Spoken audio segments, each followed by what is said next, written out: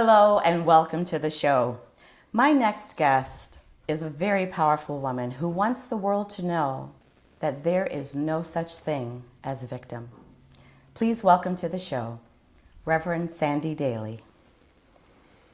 Thank you. Welcome. I'm so happy to be here. We are so happy to have you. And right off the bat, I want to take notice to this shirt that you're wearing and what you have on it.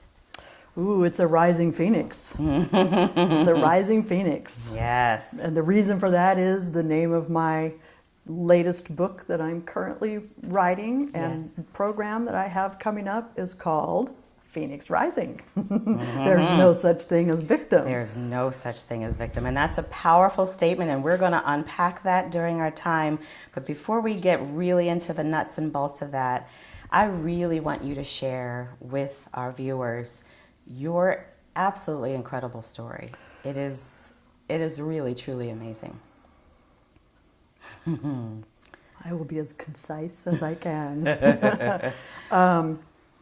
Okay, so basically, I was born into a dysfunctional circumstance in which I learned very thoroughly that I was a victim, that I was meant to be a victim, that I would never be loved, that I was ugly, that I would never be happy, I wasn't meant for success, and I was worthless because I was a girl. Wow. And that was what I learned as a child about myself. And because I learned it, I was conditioned, it was beaten into me as a child. From all your of those family things, my family, yes. Foster care, all that stuff. Okay. So that was how, because I learned that so thoroughly as a child, that's how I lived my life as if it was true. Right. So as I grew, became a teenager, got interested in boys, who do you think I attracted? Abusive boys and men. And that was, I was a victim. I lived my life as a victim for the first 34 years of my life. And I've had 3 surgeries on my face to try to correct some of the damage that happened, because I was punched on the left side of my face so many times that it shoved everything over, so I've had 3 surgeries to try to correct that. I know what it's like to live with a man who claims to love me and yet tells me on a regular basis that you're too ugly to be seen in public with me. Wow. That kind of stuff. That was my norm. That was your daily reality. That was my daily reality. And because I believed that was how that was what I was put on this earth for, was to be abused. Wow. So I didn't know how to do it differently. Yes. That's it in a nutshell. I mean, there's more, but a lot more. A lot more. A yes. lot more. Yeah. Yeah. But that says so much, and what it does is it gets to the core of how one can be in a relationship where you are abused on a regular basis, where someone is, dislocating your jaw and face and having to have 3 surgeries and so many other physical abuse symptoms that you had to deal with, and she goes so much more into her story, in the book and in the journey, in the Divine Messengers, but it's really mind-blowing. And so what changed for you? What changed that? How did that message get shifted? I was in relationship with my last abuser. Okay. And I had left him for the 6th time. Yes. And I was staying in the home of a friend who loves me. She's like my second mom.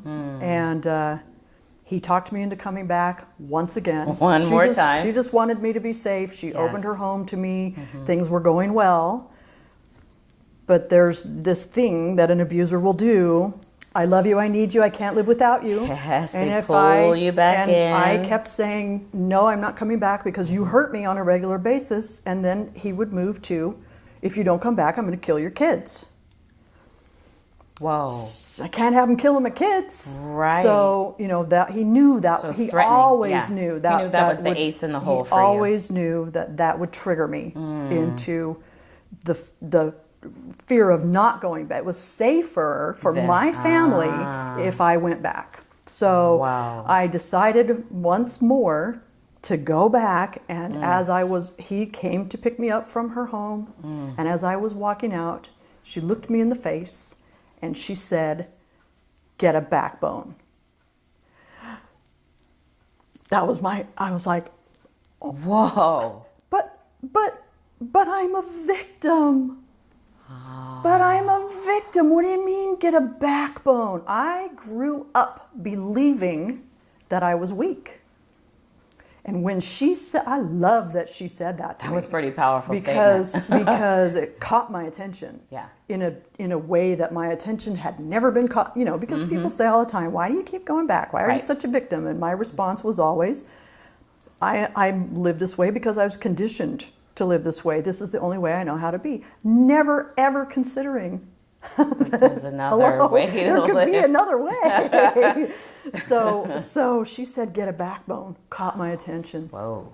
And I went ahead and went with him, but that was the beginning. That was the beginning of my shifting my life, because this new thought that I had never considered before kept showing up in the weeks that followed.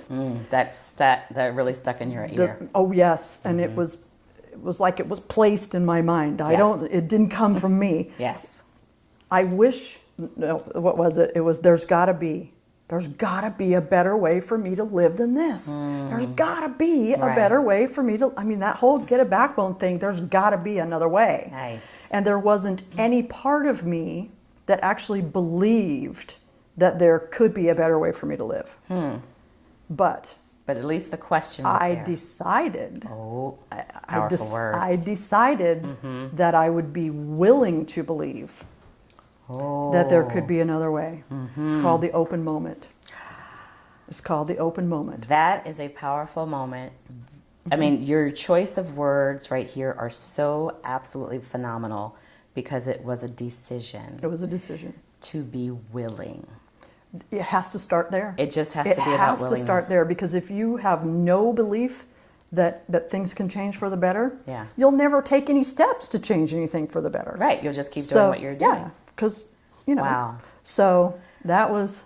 And you call it open moment. Open moment. That's why my ministry, actually, a teacher of mine introduced me to the concept of the open moment. She told the Nelson Mandela story. Oh my God.